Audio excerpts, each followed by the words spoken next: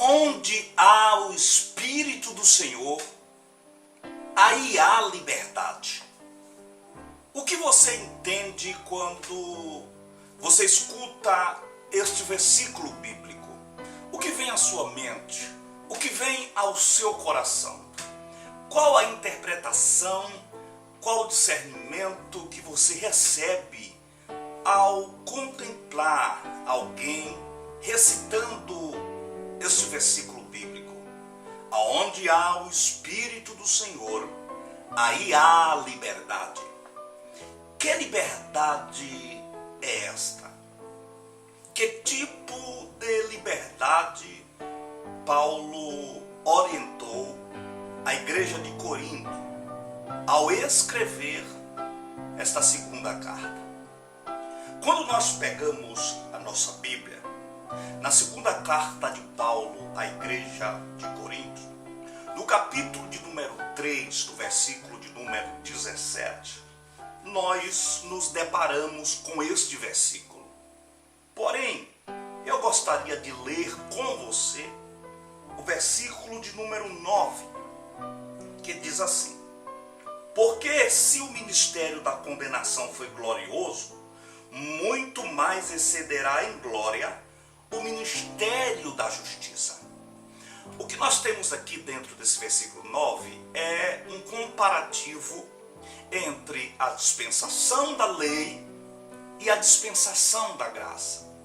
O texto aponta para o jugo da lei e abre o entendimento para a maravilhosa graça. Mas muitos de nós interpretamos por muito tempo de maneira equivocada este texto bíblico. E até nos dias de hoje, existem pessoas que, no seu entendimento, quando a Bíblia nos afirma que onde o Espírito de Deus está, nós temos total liberdade, alguns entendem que esta liberdade é uma liberdade para nós pularmos no poder. É uma liberdade para nós dançarmos no mistério. Outros entendem que esta liberdade é uma liberdade para nós corrermos no manto de Deus. Alguns outros chegam a interpretar esse versículo como é uma liberdade para você fazer o que você quer. Cair na unção, correr na unção, jogar os bancos para cima, sair pulando de um pé só. Será que é mesmo esta liberdade que esse texto está apontando para nós? Eu tenho uma resposta para você.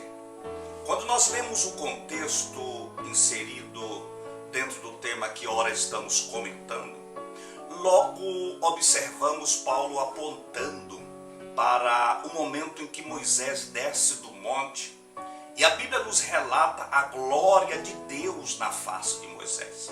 Automaticamente Moisés põe um véu, porque a nação de Israel não tinha capacidade de contemplar o rosto de Moisés por causa do brilho da glória de Deus.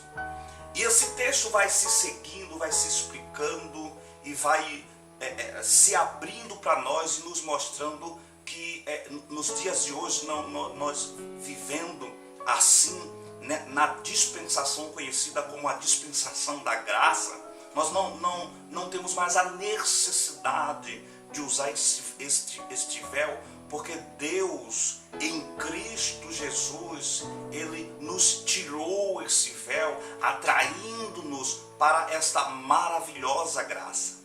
O véu, ele encobre de uma maneira simbólica e espiritual a nossa visão daquilo que é o centro da vontade de Deus hoje para nós. Quando nós falamos que aonde há o Espírito de Deus, aí há liberdade, nós estamos falando sobre libertação do jugo da lei. Nós estamos falando sobre libertação da opressão, da escravidão do pecado. Quando nós falamos sobre onde há o Espírito de Deus, aí há liberdade. Nós logo entendemos que somos livres em Cristo para viver a verdade do seu Evangelho. Quando nós falamos aonde há o Espírito de Deus, aí há liberdade. Logo nós contemplamos pelos olhos da fé as algemas sendo quebradas, as prisões sendo abertas. E nós recebendo de Deus em Cristo a libertação da maldade do mundo, da mentira, do adultério, da prostituição, das trevas que nos cegavam e cobriam a nossa visão para a verdade de Deus, para essa maravilhosa luz. O rosto de Moisés brilhava. Moisés precisava colocar o véu. E quando Moisés colocava o véu, o povo podia interagir com Moisés. Hoje nós não necessitamos mais do véu, porque Cristo abriu, Cristo nos tirou o véu e abriu a nossa visão para que nós pudéssemos contemplar esta maravilhosa graça dada por Deus, ainda que nós não venhamos a merecer, porque a palavra graça significa favor imerecido. E que Deus em Cristo fale de maneira mais forte ao seu coração e que as ricas bênçãos do céu desçam sobre a tua vida. Um abraço bem apertado do seu irmão em Cristo, Raimundo Bispo.